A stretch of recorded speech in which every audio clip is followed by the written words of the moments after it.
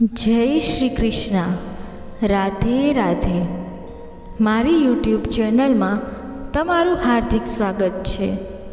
દર્શક મિત્રો, આજે આપણે સાંભળીશું મહામાસની અમાવસ્યા, જેને દર્શ અમાવસ્યા પણ કહેવાય છે. જો તમે પણ ભગવાન શિવની કૃપા પ્રાપ્ત કરવા માંગતા હોય તો વિડીયોને લાઈક કરી કમેન્ટમાં હર હર મહાદેવ જરૂરથી લખજો, જેથી ભગવાન શિવની કૃપા આપ સૌ ઉપર બની રહે. દર્શક મિત્રો, સનાતન હિન્દુ ધર્મમાં અમાવસ્યા તિથિનું ઘણું મહાત્મય છે. અમાવસ્યાના તિથિના દિવસે સ્નાન દાનની સાથે સાથે પિતૃનું તર્પણ, પિંડદાન, ભગવાન શ્રી સૂર્યનારાયણની પૂજા અર્ચના, ભગવાન શ્રી વિષ્ણુ પૂજાનું વિધાન બતાવવામાં આવ્યું છે. અને ખાસ ભૂતનાથ ભગવાન ભોલેનાથનું આ અમાવસ્યાના દિવસે પૂજન કરવામાં આવે છે. દેવી દેવતાઓની પૂજાની સાથે આપણા મૃત પૂર્વજોનું અનુષ્ઠાન પણ મહત્વપૂર્ણ માનવામાં આવે છે. અમાવસ્યાના તિથિના દિવસે માતા લક્ષ્મીનો જન્મ થયો હતો, માટે આ અમાવસ્યાની તિથિ માતા મહાલક્ષ્મીને ઘણી પ્રિય છે. એટલા માટે માતા મહાલક્ષ્મી પોષણ આપવા માટે ધરતી પર આવે છે, અને તેમની પૂજા કરનારના ઘરમાં ધનની કમી પણ રહેતી નથી. જે આજના દિવસે માતા મહાલક્ષ્મી સહિત શ્રી નારાયણનું પૂજન કરે છે અને પવિત્ર નદીમાં સ્નાન કરે છે, તેમને સુખ સમૃદ્ધિના આશીર્વાદ પ્રાપ્ત થાય છે. આજના દિવસે કરેલ સ્નાન, દાન, જપ, પૂજન આદિ 1000 ગણું ફળ પ્રાપ્ત કરાવીને જાય છે, અને ગ્રહ દોષ બાધા હોય તેમાં પણ શાંતિ પ્રાપ્ત થાય છે. પવિત્ર નદીમાં સ્નાન અવશ્ય કરવું, અને જો સ્નાન ન કરી શકીએ તો ઘરે પણ આપણે પવિત્ર તીર્થોનું સ્મરણ અવશ્ય કરવું જોઈએ. આ અમાવસ્યાના દિવસે સ્નાન કરીને ભગવાન સૂર્યનારાયણ દેવને જે આપણે અધર્ય આપીએ તેમાં ચપટી તલ અવશ્ય ઉમેરવા જોઈએ. આ ઉપરાંત દક્ષિણ દિશા તરફ મુખ રાખીને પિતૃઓનું સ્મરણ અવશ્ય કરવું જોઈએ, અને પિતૃઓને અધર્ય આપવું જોઈએ. જો એ પણ ન કરી શકીએ તો પીપળાના વૃક્ષના થડમાં પિતૃદેવતાનું સ્મરણ કરીને અધર્ય આપવું જોઈએ. પીપળાના વૃક્ષની પ્રદક્ષિણા અવશ્ય કરવી જોઈએ. જો સૂતરનો દોરો સફેદ કલરનો હોય તો તેનાથી 7 પરિક્રમા કરી શકાય છે. દીપદાન અવશ્ય કરવું. મીઠાઈ રાખવી, ખીરનો ભોગ લગાવવો જોઈએ. આવું કરવાથી પણ પિતૃદોષ શાંત થાય છે, અને આ પિતૃ અમાવસ્યા કહેવાય છે. એટલા માટે આજે પિતૃ દેવતાના આશીર્વાદ પ્રાપ્ત કરવા માટે વિષ્ણુ સહસ્ત્ર નામ પાઠ છે, હનુમાન ચાલીસાનો પાઠ છે, કે પછી ગીતાજીનો પાઠ કરવો, સાંભળવો ઉત્તમ માનવામાં આવે છે. આ ઉપરાંત 5 લાલ ગુલાબ લઈને એક દીવો પ્રગટાવવો. એ દીવાની આસપાસ તે ગુલાબ રાખીને નદીમાં પ્રવાહિત કરી દેવામાં આવે તો માતા મહાલક્ષ્મીની કૃપા પ્રાપ્ત થાય છે. આ અમાવસ્યાના દિવસે પિતૃદેવતા નિમિત્તે પણ વ્રત રાખી શકાય છે, અને દાન પુણ્ય કરી શકાય છે. બ્રાહ્મણોને સીધી સામગ્રી આપી શકાય છે. જરૂરિયાતમંદને દાન પુણ્ય કરી શકાય છે. પશુ પક્ષીની સેવા કરી શકાય છે. કીડિયારું પૂરી શકાય છે. આપણાથી જે કંઈ થાય તે અવશ્ય કરવું જોઈએ. સવારે વહેલા ઉઠીને સ્નાન આદિથી પરવારીને આપણા ઈષ્ટદેવનું ધ્યાન ધરવું જોઈએ. સ્નાન બાદ તાંબાના લોટામાં લાલ પુષ્પ, ચોખા અને થોડા કંકુના છાંટણા લઈને ત્યારબાદ સૂર્યનારાયણને અર્પિત કરવું જોઈએ. આ જલ અને ગાયત્રી મંત્રનો જાપ કરી શકાય છે. ઓમ ભૂર્ભુવઃ સ્વઃ તત્સવિતુર્વરેણ્યમ ભર્ગો દેવસ્ય ધીમહિ ધિયો યો ન પ્રચોદયાત. નહીં તો ભગવાન સૂર્યનારાયણ દેવના કોઈ પણ મંત્રનો જાપ કરી શકાય છે. ત્યારબાદ આપણા ઘરના મંદિરમાં આવીને ઘરના મંદિરમાં બિરાજમાન સર્વે દેવી દેવતા ઈષ્ટ દેવતાની પૂજા આરાધના કરવી જોઈએ. વસ્ત્ર પુષ્પ અર્પિત કરવા જોઈએ, ભોગ સમર્પિત કરવો જોઈએ અને આખા ઘરની પણ આજે સફાઈ થાય છે. અમાવસ્યાના દિવસે સાવરણી બદલી શકાય છે, નવી સાવરણી લઈ શકાય છે. આ દિવસે આખા ઘરની સફાઈ કરીને 5 અગરબત્તી લઈને તેને પ્રગટાવીને ઘરની વચ્ચોવચ્ચ જે બ્રહ્મસ્થાન છે ત્યાં રાખી અને તે ધુમાડાને આખા ઘરમાં પ્રસરવા દેવો જોઈએ. અથવા તો કપૂરનો ધૂપ કરી શકાય છે, જેથી નકારાત્મક પ્રભાવ દૂર થાય છે. અમાવસ્યાની તિથિ એવી છે જેમાં ચંદ્ર દર્શન થતા નથી, એટલા માટે વાતાવરણમાં નકારાત્મક પ્રભાવ વધુ જોવા મળે છે. ગર્ભવતી મહિલા છે, નાના બાળકો છે, તેઓ કામ વગર રાત્રિના સમયે બહાર ન જાય તો સારું રહે છે. કોઈ અવાવરું જગ્યાએથી પસાર થવું હોય ત્યારે ઈશ્વરનું સ્મરણ કરવું, હનુમાનજીનું સ્મરણ અવશ્ય કરવું. આ ઉપરાંત રાત્રિના સમયે જ્યારે સૂર્ય અસ્ત થઈ જાય પછી દિયાબત્તી થઈ જાય ત્યારબાદ લક્ષ્મીજીના નામનો અખંડ જ્યોત જે આખી રાત સવાર સુધી ચાલે, સૂર્યોદય સુધી ચાલે એવો દીપ પણ પ્રગટાવી શકાય છે. તેમાં 2 લવિંગના જોટા રાખવા જોઈએ, જેનાથી માતા મહાલક્ષ્મીની કૃપા પ્રાપ્ત થાય છે. દિવાળીની અમાસની રાત્રિએ જેમ માતા મહાલક્ષ્મી ધરતીલોક ઉપર આવે છે તેમ દરેક અમાવસ્યાનું પણ મહાત્મય છે. અને ઘરના મુખ્ય દરવાજા પાસે સાફ સફાઈ કરીને સાથિયા પૂરવા જોઈએ અને દીપદાન પણ કરી શકાય છે. આ ઉપરાંત ગાય માતાની સેવા અવશ્ય કરવી જોઈએ. પિતૃના નામ ઉપર લીલું ઘાસ ખવડાવી શકાય છે અને થઈ શકે તો તાજું અનાજ રાંધીને પણ ખવડાવી શકાય છે. પિતૃદોષમાંથી મુક્તિ પ્રાપ્ત કરવા માટે આજે ચોખાની ખીર બનાવીને આપણા ઈષ્ટદેવને ભોગ લગાવી શકાય છે. અને ગોબરનો કંડો, ગોબરનો ઉપલો છે તેને કપૂરથી પ્રગટાવીને તેમાં થોડી ખીર સ્વાહા કરીને ભોગ લગાવવો જોઈએ. તેનો જે ધુમાડો આખા ઘરમાં જાય છે તેનાથી પણ પિતૃદેવતા તૃપ્ત થાય છે અને પિતૃદોષમાંથી મુક્તિ મળે છે.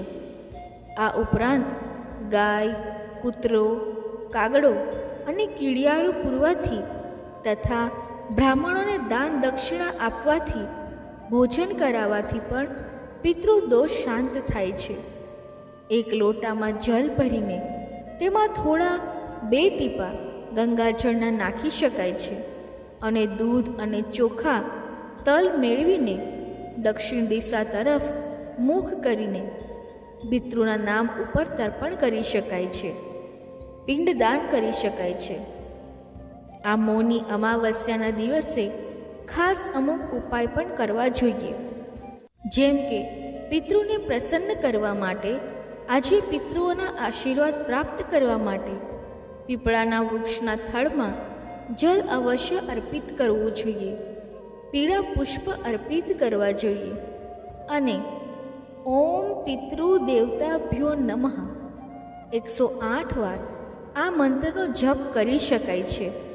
કોઈ પણ સમસ્યામાંથી છુટકારો પ્રાપ્ત કરવા માટે આ અમાવસ્યાના દિવસે સુખ સમૃદ્ધિ પ્રાપ્ત કરવા માટે નાની નાની લોટની ગોળી લઈને જો માછલીઓને ખાવાનું આપવામાં આવે તો જીવનમાં સુખ સમૃદ્ધિ બની રહે છે. સ્વાસ્થ્ય લાભ માટે આજના દિવસે ભગવાન વિષ્ણુની સાથે માતા મહાલક્ષ્મીની વિધિ વિધાનથી પૂજા કરાય છે, ભોગ સમર્પિત કરાય છે, તુલસી પત્ર સમર્પિત કરાય છે. આમ કરવાથી ગંભીરથી ગંભીર સમસ્યામાંથી પણ છુટકારો પ્રાપ્ત થાય છે. કાલ સર્પ દોષના છુટકારા માટે આ અમાવસ્યાના દિવસે નાગ અને નાગરની જોડ લઈને, તે પછી ચાંદીની હોય કે તાંબાની હોય, તે લઈને ભગવાન ભોલેનાથના શિવલિંગ પાસે ધરી દેવી જોઈએ અને ભગવાન ભોલેનાથને જલથી, દૂધથી અભિષેક કરવો જોઈએ. આમ કરવાથી કાલ સર્પદોષમાંથી છુટકારો પ્રાપ્ત થાય છે. મૌની અમાવસ્યાના દિવસે ગરીબોને ઘરે બોલાવીને ભોજન કરાવવું જોઈએ. સામર્થ્ય અનુસાર આ ન થઈ શકે તો મંદિરોમાં જઈને સીધું સામગ્રી પણ આપી શકાય છે. ધન ધાન્યની કદી કમી રહેતી નથી. જરૂરિયાતમંદને જૂતા ચપ્પલનું દાન, છત્રીનું દાન, વસ્ત્રનું દાન કે ભોજનનું દાન, ધનનું દાન જે પહોંચાય તે કરવું ઉત્તમ મનાય છે. મિત્રો, હવે આપણે અમાવસ્યાની સુંદર કથા સાંભળીશું. એક ગામમાં બ્રાહ્મણી રહેતા હતા. બંને ઘણા ધાર્મિક હતા. તેના આંગણે આવનાર ભૂખ્યું જતું ન હતું. તેમને 7 દીકરા અને 1 દીકરી હતી. 7 વહુ પણ સાસુ સસરાની મર્યાદામાં રહેતી હતી અને તેમની સેવા પણ કરતી હતી. એક દિવસની વાત છે. એક મહાત્મા તેમના આંગણે પધાર્યા. વહુએ દક્ષિણા આપી અને દીકરીએ પણ દક્ષિણા આપી. મહારાજે 7 વહુને અખંડ સૌભાગ્યવતીના આશીર્વાદ આપ્યા, જ્યારે દીકરીને ધર્મવતી ભવ એવા આશીર્વાદ આપ્યા. આ સાંભળતા જ મા દીકરી આશ્ચર્ય પામ્યા અને એમણે સાધુ મહાત્માને વિનંતી કરીને પૂછ્યું કે હે મહારાજ, મારી દીકરીને અખંડ સૌભાગ્યવતીને બદલે આવા આશીર્વાદ કેમ આપ્યા? ત્યારે સાધુ મહારાજ બોલ્યા કે જ્ઞાનવતીના ભાગ્યમાં વૈંધવ્ય લખાયેલું છે. સપ્તપદીના સમયે જ જ્ઞાનવતીના પતિનું મૃત્યુ થશે. આટલું સાંભળતા જ મા દીકરી રુદન કરવા લાગ્યા અને આજીજી કરવા લાગ્યા કે હે મહારાજ, કૃપા કરી મને આનો ઉપાય બતાવો. કેવી રીતે મારી દીકરી અખંડ સૌભાગ્યવતી રહે? સાધુ મહારાજ બોલ્યા કે કાળને ટાળવાનો કોઈ ઉપાય નથી, પરંતુ એક રસ્તો છે કે સિંહલ દ્વીપમાં રહેતી સોમા ધોબણ જો લગ્નના દિવસે હાજર હોય તો જ્ઞાનવતીનું સૌભાગ્ય અખંડ રહે, પરંતુ તે ક્યારેય ઘર છોડીને જતી નથી. સાધુ તો આટલું કહી ચાલ્યા ગયા. બધા વિચારમાં પડી ગયા કે હવે શું કરવું? સિંહલ દ્વીપ પહોંચવું કઈ રીતે? ભયંકર જંગલો, સાગર, ખીણો, પહાડ ઓળંગીને કેવી રીતે જવું? જીવ જોખમમાં મૂકી જવા કોઈ તૈયાર ન હતું. 6 ભાઈઓએ ના પાડી. આખરે નાનો ભાઈ શ્યામ તૈયાર થયો. ભાઈ બહેન ભગવાનનું નામ લઈ ચાલી નીકળ્યા. સંકટથી ભરેલો રસ્તો હતો. બંને ભાઈ બહેન જંગલ, પહાડ, ખીણો પાર કરી સાગર કિનારે આવી પહોંચ્યા. બંને થાકી ગયા હતા. આગળ જવાની જરા પણ હિંમત ન હતી અને હવે તો સાગર, મહાસાગર પાર કરવાનો હતો. તે પાર શી રીતે થાય? પ્રભુના જપ કરતા કરતા ભાઈ બહેન એક ઝાડ નીચે બેઠા. તેઓ ખૂબ થાકી ગયા હતા. ઝાડ પર ગીધના બચ્ચા હતા. ત્યારે એક સાપ ત્યાં આવ્યો અને ઝાડ ઉપર ચડવા લાગ્યો. બહેને તે સાપને જોતા જ ભાઈને કહ્યું કે જુઓ ભાઈ, તે સાપ ગીધના બચ્ચાને ખાઈ જશે, માટે તમે તે સાપને મારી નાખો. ભાઈએ તરત જ એક લાકડી લીધી અને ઝાડ પર ચડીને તે સાપને મારી નાખ્યો. થોડા સમય પછી ગીધ આવ્યો. ત્યારે બચ્ચાઓએ કહ્યું કે નીચે બેસેલા ભાઈ બહેને અમારો જીવ બચાવ્યો છે. એક સાપ અમને ખાવા માટે આવ્યો હતો, પરંતુ નીચે આરામ કરતા ભાઈએ સાપને મારીને અમારો જીવ બચાવ્યો છે. આ સાંભળીને ગીધ ખૂબ ખુશ થયો અને નીચે બેસેલા ભાઈ બહેન પાસે ગયો અને તેમનો આભાર માન્યો. એટલે ગીધે અહીં આવવાનું કારણ પૂછ્યું. ત્યારે ભાઈએ માંડીને વાત કરી કે કેવી રીતે એક સાધુ મહારાજે બહેનને સિંહલ દ્વીપ પર સોમા ધોબણ પાસે જવા કહ્યું છે. ગીધે કહ્યું, તમે ચિંતા ન કરો, પહેલાં જમી લો, હું તમને સાગરની પેલે પાર મૂકી જઈશ. ભાઈ બહેન ખૂબ ખુશ થઈ ગયા. ભાઈ બહેન પેટ ભરીને જમ્યા. પછી ગીધની પીઠ પર બેસી ગયા. ગીધ સડસડાટ કરતો ઉપડ્યો અને થોડી વારમાં બંનેને સિંહલ દ્વીપ પહોંચાડી દીધા. બંનેએ ગીધનો આભાર માન્યો. સિંહલ દ્વીપ પહોંચી સોમા ધોબણના ઘરે આવ્યા. 7 માળની હવેલીમાં 7 દીકરા અને વહુઓ સાથે સોમા ધોબણ દોમ સાહેબી ભોગવતી હતી. ભાઈ બહેન ત્યાં ચાકરીએ રહ્યા. તન મનથી સોમા ધોબણની સેવા કરવા લાગ્યા. બંનેની સેવાથી ખુશ થઈ સોમાએ આવવાનું કારણ પૂછ્યું. જ્ઞાનવતીએ બધી વિગતવાર વાત કરી. ત્યારે સોમા બોલી કે હું અવશ્ય તમારું દુઃખ ભાંગીશ. બીજા દિવસ સોમા અને ભાઈ બહેનની સાથે વ્રતના પુણ્યના પ્રતાપે આકાશ માર્ગે ઉડતી ભાઈ બહેનના ગામે આવી. બ્રાહ્મણ બ્રાહ્મણી ઘણા ખુશ થયા. એક સારા કુટુંબના છોકરા સાથે જ્ઞાનવતીના ઘડિયા લગ્ન લીધા. લગ્નના દિવસે જાન આવી. રૂડા સામૈયા કરી ઉતારા દીધા. ચોથો ફેરો ફરતા જ વરરાજા ઢળી પડ્યો. ક્ષણવારમાં પ્રાણ ઉડી ગયા. આનંદ મંગલની જગ્યાએ શોક છવાઈ ગયો. બધા કલ્પાંત કરવા લાગ્યા. ત્યારે તરત જ સોમા ધોબણે જમણા હાથમાં પાણી લઈ તેમાં સોમવતી અમાસનું પુણ્ય મૂકી તે પાણી જ્ઞાનવતીના પતિના મોંમાં રેડ્યું. તરત જ વરરાજા આળસ મરડી બેઠા થયા. બધે આનંદ છવાઈ ગયો. લગ્ન પૂરા થતાં સોમાએ વિદાય માંગી. બધાએ રોકાઈ જવા માટે ખૂબ આગ્રહ કર્યો. સોમા બોલી, મેં કાળને માત કર્યો છે. પરિણામે મારા 7 પુત્રો મૃત્યુ પામ્યા હશે. જો હું ત્યાં જલ્દી નહીં પહોંચું તો તેમનો અગ્નિ સંસ્કાર થઈ જશે. આટલું કહી સોમા ધોબણ પવન વેગે સિંહલ દ્વીપ પહોંચી ગઈ. ઘરમાં રોકકળ થતો જોઈ પરિસ્થિતિ સમજી ગઈ. ઘરમાં પ્રવેશતા જોયું કે 7 પુત્રોના શબ પડ્યા છે. સોમા ધોબણે સ્નાન કર્યું અને ભગવાનનું પૂજન કર્યું. પીપળાની પૂજા કરી અને દર્ભની સળી લઈ તેમાં સોમવતી અમાસનું પુણ્ય મૂક્યું. ત્યારબાદ એ દર્ભની સળી મૃત પુત્રોને અડાડતા જ પુત્રો જીવિત થઈ ગયા. હે પ્રભુ, તમે જેવા જ્ઞાનવતી અને સોમા ધોબણને ફળ્યા તેવા તમારું આ વ્રત કરનારને, વ્રતની કથા વાંચનારને, સાંભળનારને સર્વને ફળજો. સર્વની મનોકામના પૂર્ણ કરજો. બોલો ભગવાન ભોલેનાથની જય. અમાવસ્યાની તિથિ એટલે કે આસો માસની જે આપણે દિવાળીની તિથિ ગણીએ છીએ ત્યારે માતા મહાલક્ષ્મીનો જન્મદિવસ મનાવાય છે. એટલા માટે દરેક અમાવસ્યા માતા મહાલક્ષ્મીને સમર્પિત છે. તો ચાલો માતા લક્ષ્મીનું ધ્યાન કરીને કથા સાંભળીએ.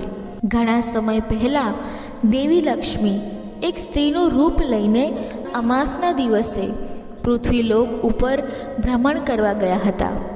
ત્યારે પૃથ્વી પર રાતનો સમય હતો અને અમાસ હોવાને લીધે ચારે બાજુ ગાઢ અંધારું હતું. ગાઢ અંધકારને કારણે દેવી લક્ષ્મી પોતાના માર્ગની દિશાથી ભટકી ગયા. એ જ રસ્તા પર આગળ જતાં તેમને એક જગ્યાએ એક દીવો દેખાય છે. દેવી તે પ્રકાશની નજીક જાય છે અને જુએ છે કે ત્યાં એક ઝૂંપડું છે જ્યાં એક વૃદ્ધ મહિલા પોતાના ઘરની બહાર દીવો પ્રગટાવી રહી હતી અને ઝૂંપડીનો દરવાજો ખુલ્લો હતો. દેવી લક્ષ્મી વૃદ્ધ મહિલા પાસે જાય છે અને કહે છે કે હું આ ગાઢ અંધકારમાં મારો રસ્તો ગુમાવી બેઠી છું. શું આજની રાત વિતાવવા માટે તમારી ઝૂંપડીમાં આશરો મળી શકશે? ના પર વૃદ્ધ સ્ત્રી દેવી લક્ષ્મીને કહે છે, તમે મારા મહેમાન છો, અહીં શાંતિથી આરામ કરો. હું હમણાં જ તમારા માટે ભોજન અને પથારીની વ્યવસ્થા કરું છું. વૃદ્ધ મહિલાનો આવો સરળ સ્વભાવ જોઈને દેવી લક્ષ્મી ખૂબ જ ખુશ થાય છે અને ત્યાં જ આરામ કરવા માટે રોકાઈ જાય છે. અને વૃદ્ધ મહિલા સંપૂર્ણ પ્રેમ અને આદર સાથે માતાનું સ્વાગત કરે છે.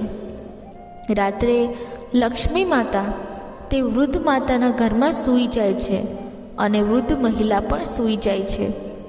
આ રીતે માતા લક્ષ્મી તે મહિલાની સેવા અને સમર્પણની ભાવનાથી અત્યંત પ્રસન્ન થાય છે. બીજા દિવસે જ્યારે વૃદ્ધ મહિલા સવારે જાગે છે ત્યારે તે જુએ છે કે તેની સાદી ઝૂંપડીની જગ્યાએ એક સુંદર મહેલ બની ગયો છે અને તેનું ઘર સંપત્તિ અને અનાજથી ભરેલું છે. બધી જ સુવિધાઓવાળા તે અત્યંત ભવ્ય મહેલમાં કોઈ પણ વસ્તુની કમી નથી. આ જોઈને તે વૃદ્ધ મહિલા દંગ રહી જાય છે. માતા લક્ષ્મી સવારે ક્યારે જતા રહ્યા તે વૃદ્ધ સ્ત્રીને ખબર નહોતી અને આમ વૃદ્ધ સ્ત્રી તેના ઘરમાં આવેલી સ્ત્રીનું ધ્યાન કરવાનું શરૂ કરે છે. પછી માતા લક્ષ્મી તેને દર્શન આપે છે અને કહે છે કે અમાવસ્યાના દિવસે તે અંધકારના સમયમાં માર્ગ ભૂલીને હું તમારી પાસે આવી હતી. હું તમારી સેવાથી ખૂબ જ ખુશ છું. જેમ તમે દીવો પ્રગટાવીને અમાસના અંધકારને દૂર કરીને પ્રકાશિત કર્યો છે, તેવી જ રીતે જે કોઈ પણ આ દિવસે દીવો પ્રગટાવશે અને માર્ગને દીવાથી પ્રકાશિત કરશે તેને હંમેશા મારા આશીર્વાદ મળશે અને તેના ઉપર મારી કૃપા હંમેશા રહેશે. એવું માનવામાં આવે છે અમાવસ્યાના દિવસે રાત્રે દીવો પ્રગટાવીને પ્રકાશનો તહેવાર ઉજવવાની અને દેવી લક્ષ્મીની પૂજા કરવાની પરંપરા વર્ષોથી ચાલી આવી છે. આ દિવસે લોકો તેમના ઘરો, કચેરીઓ, દુકાનો અને કારખાનાઓમાં દેવી લક્ષ્મીની પૂજા કરે છે તથા મા લક્ષ્મીની પૂજા સમયે પોતાના ઘરના દરવાજા ખુલ્લા રાખે છે. એવું માનવામાં આવે છે કે આ દિવસે જે ભક્તો દીવો પ્રગટાવીને પ્રકાશ ફેલાવે છે અને માતા લક્ષ્મીની પૂજા અર્ચના કરે છે, માતા લક્ષ્મીનું તેમના ઘરે આગમન થાય છે અને તેમના ઘરે ધન ધાન્યની કમી રહેતી નથી. અમાવસ્યાના દિવસે જો વ્રત પૂજા ઉપવાસ ન કરી શકાય તો આ વ્રતની કથા સાંભળવા માત્રથી જ અમાવસ્યાનું વ્રત કર્યા જેટલું જ પુણ્ય ફળ પ્રાપ્ત થાય છે. ચારેય તિથિઓમાં કરેલું તીર્થસ્થાન, દાન, શ્રાદ્ધ, અક્ષય ફળ આપનારું છે. આ દિવસે પીપળાના વૃક્ષના પૂજન માત્રથી જ પિતૃઓ તૃપ્ત થઈ જાય છે. પીપળાના વૃક્ષનું પૂજન કરતી વખતે આ રીતે પ્રાર્થના કરવામાં આવે છે, હે આશ્વસ્થ, આપની અંદર અગ્નિનો વાસ છે. ભગવાન વિષ્ણુના પણ તમે સદા આશ્રયના પ્રતીક જણાવો છો. હે વૃક્ષરાજ, મારા સમસ્ત પાપનો તમે નાશ કરજો. તમને મારા પ્રણામ છે.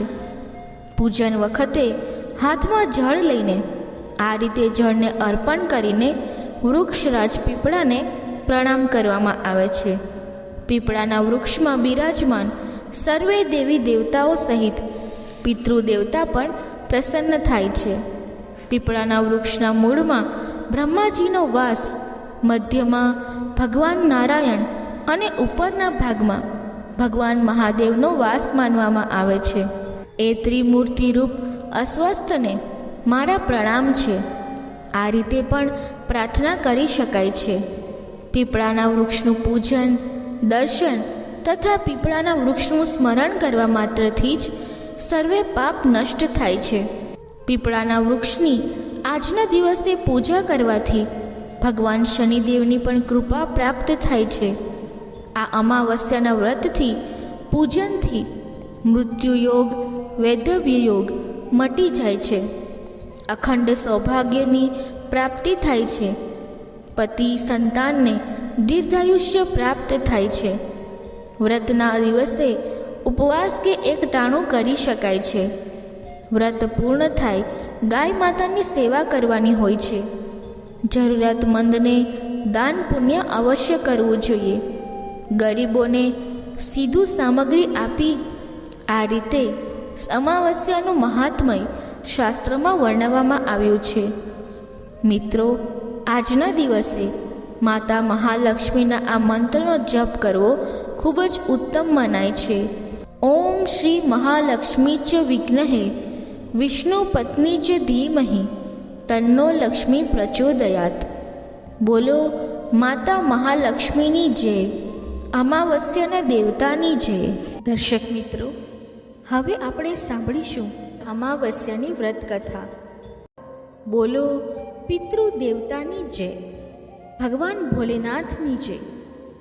વર્ષો પહેલાં સાંકલ્ય નામનું એક નગર હતું. એ નગરમાં દીપ શર્મા નામના એક ગરીબ બ્રાહ્મણ રહેતા હતા. એ બ્રાહ્મણને 2 દીકરીઓ હતી. એક દીકરીનું નામ ગીતા અને બીજી નાની દીકરીનું નામ ચંદ્રિકા હતું. બંને બહેનો રૂપના અંબાર હતી. ઘરકામમાં પણ ખૂબ હોશિયાર હતી. દિવસ ઉગે એટલે 2 બહેનો જંગલમાં વાછરડા ચરાવવા જાય. જંગલમાં જાત જાતના પક્ષીઓ હતા. જાત જાતના વૃક્ષો અને જાત જાતના ફૂલો હતા. બંને બહેનો આ બધું જોતી જાય અને ગાયો ચરાવતી જાય. એ જંગલમાં સરોવરના કિનારે એક શિવલિંગ હતું. ત્યાં પૂજા કરવા કેટલીય સ્ત્રીઓ આવતી. એક દિવસ આ બહેનોએ તે સ્ત્રીઓને પૂજા કરતી જોઈ એટલે તે તેમની પાસે આવી અને પ્રણામ કરીને પૂછવા લાગી, હે દેવીઓ, તમે આ શું કરી રહ્યા છો? ત્યારે તે બહેનો બોલી, હે બહેનો, અમે મૌન વ્રત કરી રહ્યા છીએ. આ વ્રતનું નામ સાંભળીને બહેનો નવાઈ પામી અને પૂછવા લાગી, દેવીઓ, એ વ્રત કરવાથી શું થાય છે? એ વ્રત ક્યારે કરવું જોઈએ? ત્યારે તે દેવીઓ બોલી કે જ્યારે પોષ માસની મૌની અમાવસ્યા આવે છે ત્યારે આ મૌન વ્રતને ધારણ કરાય છે. આ મૌન વ્રત લેવાય છે. સવારે વહેલા ઉઠીને દાંતણ પાણી કરીને નહાવું, પછી પૂજન સામગ્રી એકઠી કરવી, 16 જાતના ફળો લેવા, દહીં ભાત, દરોપડી, ધૂપ, દીવો, દોરો આ બધી સામગ્રી લઈને બ્રાહ્મણ સાથે મૂંગા નદીએ કે તળાવે જવું. ત્યાં વિધિપૂર્વક સ્નાન કરવું. દરોપડીની 16 ગાંઠો વાળવી. સાથેના દોરાને પણ 16 ગાંઠ વાળવી. પછી એ દોરો અને દરોપડી ભેગા કરીને હાથે બાંધવા. ત્યારબાદ શિવલિંગની પૂજા કરવી. લાડુ, દહીં ભાતનું નૈવેદ્ય કરવું. બ્રાહ્મણને પણ પ્રણામ કરીને પૂજા કરવી. દહીં ભાત નદીમાં પધરાવવા. ફળ અને લાડુને ઘેર લઈ જવા. ઘેર જઈને બ્રાહ્મણ જમાડ્યા પછી પોતે જમવું અને પછી મૌન છોડવું જોઈએ. આ વ્રત 16 વર્ષ સુધી કરવાનું હોય છે. આ વ્રતથી મનોકામના પૂર્ણ થાય છે. સંતાનનો સુખ પ્રાપ્ત થાય છે. અંતે શિવલોકમાં જવાય છે. વ્રતનો મહિમા સાંભળીને આ બહેનોએ પણ વ્રત કર્યું. મહાદેવની પૂજા કરી. દહીં ભાત નદીમાં પધરાવ્યા. ફળ અને લાડુ ઘેરે લાવ્યા. એક ઠેકાણે સાચવીને મૂક્યા. બીજા દિવસની સવાર થઈ. દીપ શર્માની નજરે સોનાના ફળ અને લાડુ દેખાયા. તેણે ચમત્કાર થયો છે એવું લાગ્યું. તેમણે દીકરીઓને કહ્યું કે આ સોનાના લાડુ અને સોનાના ફળ ક્યાંથી આવ્યા? દીકરીઓએ પોતે કરેલા મૌન વ્રતની વાત પિતાને કહી. રોજની જેમ બંને બહેનો વાછરડા લઈને જંગલમાં ગઈ. એ જંગલમાં સૂર્યભાનુ નામના રાજા મૃગયા રમવા આવ્યા હતા. તે પોતાના સૈનિકોથી ભટકી ગયા હતા. તેમણે ઘણી તરસ લાગી. રાજા પાણી માટે આમ તેમ ફરતા હતા. એટલામાં એની નજર આ બે બહેનો ઉપર પડી. રાજા એમની પાસે આવ્યા અને કહેવા લાગ્યા કે મને ખૂબ તરસ લાગી છે. તમારી પાસે પાણી હોય તો મને પીવા આપો. ગીતાએ રાજાને દહીં ભાત આપ્યા અને ઠંડુ પાણી પણ આપ્યું. રાજાએ ખાધું અને ઠંડુ પાણી પીધું. પછી પૂછવા લાગ્યા કે તમે કોણ કોણ છો? ત્યારે ગીતાએ કહ્યું, અમે પાસેના નગરમાં રહેતા દીપ શર્માની દીકરીઓ છીએ. રાજા તો ગીતાને જોઈને તેમના પ્રેમમાં પડ્યા. થોડા સમય પછી રાજા ત્યાંથી ગયા અને રાજમહેલમાં આવ્યા અને સિપાઈઓ મોકલીને દીપ શર્માને તેડું મોકલ્યું. સિપાઈઓને કહ્યું કે દીપ શર્માને બોલાવી લાવો. ત્યારે દીપ શર્મા પાસે સિપાઈઓ આવીને કહેવા લાગ્યા કે તમને રાજા બોલાવે છે. રાજાનું તેડું આવતા દીપ શર્મા ગભરાઈ ગયા કે શું થયું હશે. દીપ શર્મા સિપાઈઓ સાથે ચાલ્યા ગયા અને રાજા પાસે આવ્યા.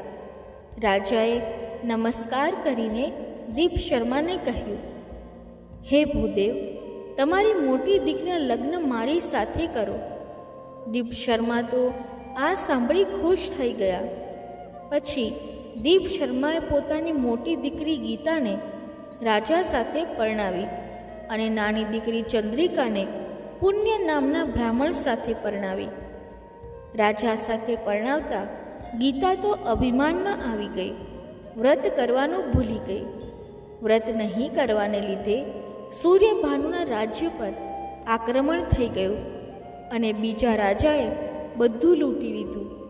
તેમની ભિખારી જેવી હાલત થઈ ગઈ. જ્યારે વ્રતના પ્રભાવને લીધે ચંદ્રિકા દોમ દોમ સાહેબી ભોગવવા લાગી. એક દિવસ ગીતા ભીખ માંગતી ચંદ્રિકાને ત્યાં આવી. ચંદ્રિકા ગીતાને ઓળખી ગઈ અને ભેટી પડી. પૂછવા લાગી, બહેન, આ કેવી રીતે થયું? તમારી આવી હાલત કેવી રીતે થઈ? નાની બહેનની વાત સાંભળીને રાણી બનેલી મોટી બહેન બોલી કે હે બહેન, મારે તો મોટું દુઃખ આવી પડ્યું છે. અને બધી વાત નાની બહેનને કીધી. ત્યારે નાની બહેનને મોટી બહેન ઉપર દયા આવી એટલે તેણે ઘડો ભરીને ધન આપ્યું. ગીતા ધન લઈ જતી હતી ત્યારે રસ્તામાં તેને ચોર મળ્યા અને ગીતાના ધનને લૂંટી લીધું. ગીતા રડતા રડતા નાની બહેન પાસે આવી ત્યારે નાની બહેને લાકડીમાં સોનું ભરીને આપ્યું. ગીતા એ લાકડી લઈને જતી હતી ત્યાં પાછા ચોર મળ્યા અને એ લાકડી પડાવી લીધી. એટલે એ તો પાછી બહેનને ઘરે રડતી રડતી આવી. ત્યારે નાની બહેને ભગવાન ભોલેનાથને પ્રાર્થના કરી કે હે પ્રભુ, મારી ઉપર પ્રસન્ન થાઓ અને મારી બહેનને ક્ષમા કરો. ત્યારે ભગવાન મહાદેવે આકાશવાણી દ્વારા કહ્યું કે તારી બહેન અભિમાનવશ મારા મૌન વ્રતનો ત્યાગ કર્યો છે એટલે તે દુઃખી થઈ ગઈ છે. ત્યારે નાની બહેનને કહ્યું, પ્રભુ, આપ તો દયાના સાગર છો. મારી બહેનની ભૂલને ક્ષમા કરો. મારી બહેનનું ગયેલું સુખ પાછું આપો. ભગવાન ભોલેનાથ ચંદ્રિકાના શબ્દો સાંભળીને પ્રસન્ન થયા અને કહ્યું, હું તારી ભક્તિથી પ્રસન્ન થયો છું એટલે તારી બહેનનું સુખ તેને પાછું આપીશ. પરંતુ તેણે આ વ્રત શ્રદ્ધાથી ભક્તિથી કરવું પડશે તો તેની મનોકામના અવશ્ય પૂરી થશે. આમ કહીને ભગવાન ભોલેનાથ અદૃશ્ય થઈ ગયા.